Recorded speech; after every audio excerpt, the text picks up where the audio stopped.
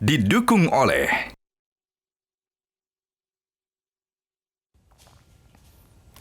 Pemirsa, saya Anggi Hasibuan, Anda menyaksikan kali ini di Metropedia bahwa kita punya hajatan luar negeri besar KTT ASEAN yang akan dilaksanakan di Labuan Bajo, NTT. Apakah dengan Indonesia sebagai ketua ASEAN Asia Tenggara bisa kompak? Selengkapnya dalam Metropedia.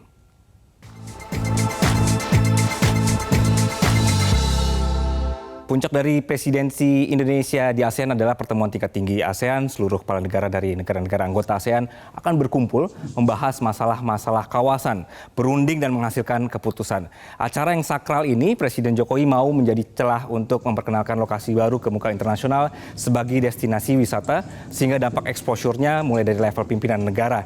Kita akan lihat ke kanan saya dulu, bergeser ke kanan, bahwa tahun ini KTT ASEAN ke-42, Presiden maunya acara puncak di Labuan Bajo. Acaranya dari tanggal 9 sampai 11 Mei. Alasannya apa? Kita akan bergeser ke kiri berkenaan dengan kenapa harus Labuan Bajo.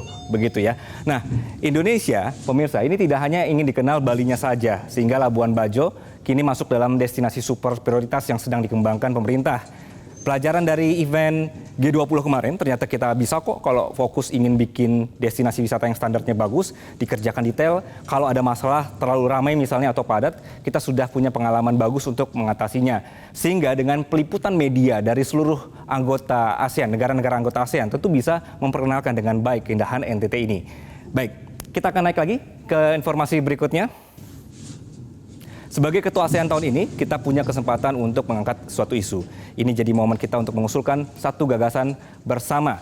Di kanan saya, pemirsa, ini adalah ide kita untuk tahun ini. Indonesia mencetuskan agar negara-negara Asia Tenggara untuk menggunakan uang lokal di kawasan.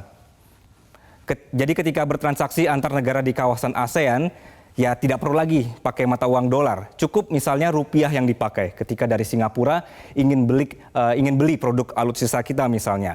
Atau kita bayar pakai baht-nya Thailand ketika ingin beli bahan baku farmasi misalnya. Sehingga perlahan ASEAN bisa meninggalkan pemakaian dolar Amerika.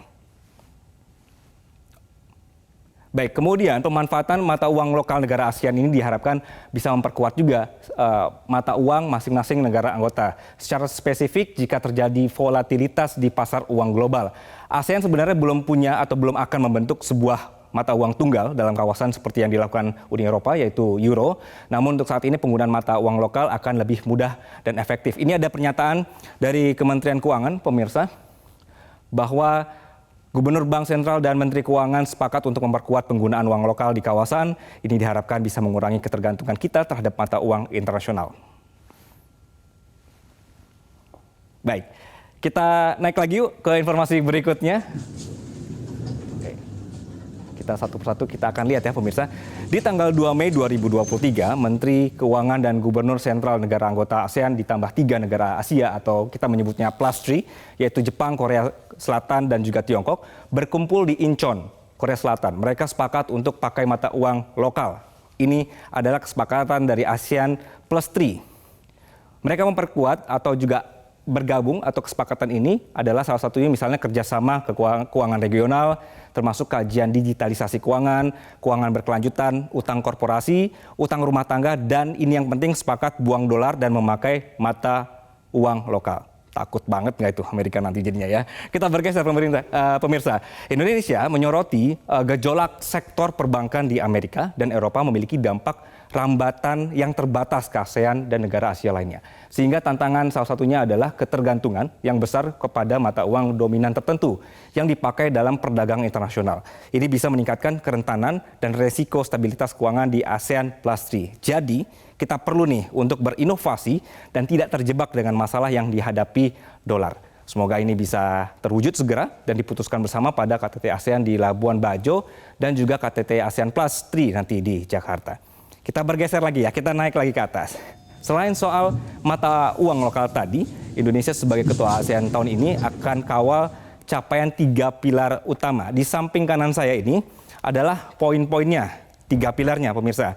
Menlu Retno Marsudi menekankan Asian Matters, pentingnya pembahasan soal Laut Cina Selatan, kemudian tindak pidana perdagangan orang, dialog HAM ASEAN, penyusunan peta jalan keanggotaan Timor Leste, dan juga penandatanganan kesepakatan protokol kawasan bebas senjata nuklir di Asia Tenggara. Pilar kedua adalah epicentrum of Growth, Indonesia ingin ASEAN mapan soal penguatan arsitektur kesehatan, pangan, energi, dan juga ekosistem kendaraan listrik. Lalu di poin yang ketiga, di sini, bagaimana implementasi ASEAN Outlook on the Indo-Pacific. Pentingnya prinsip-prinsip kebersamaan di Asia Tenggara. Dan terakhir, pemirsa, kita akan bergeser ke kiri saya. Kita masih punya PR soal Myanmar, pemirsa. Di tahun ini Myanmar tidak diundang ke ASEAN. Jadi Indonesia memutuskan mengambil pendekatan non-megafon diplomasi. Tujuannya adalah untuk memberikan ruang bagi para pihak untuk membangun kepercayaan dan agar bisa lebih terbuka dalam komunikasi. Mudah-mudahan ini ada solusinya ya pemirsa. Jadi kalau misalnya sebelumnya ASEAN juga belum mampu untuk mengatasi masalah Myanmar, semoga kita menjadi ketua dan ada solusinya. Demikian untuk Metropedia kali ini.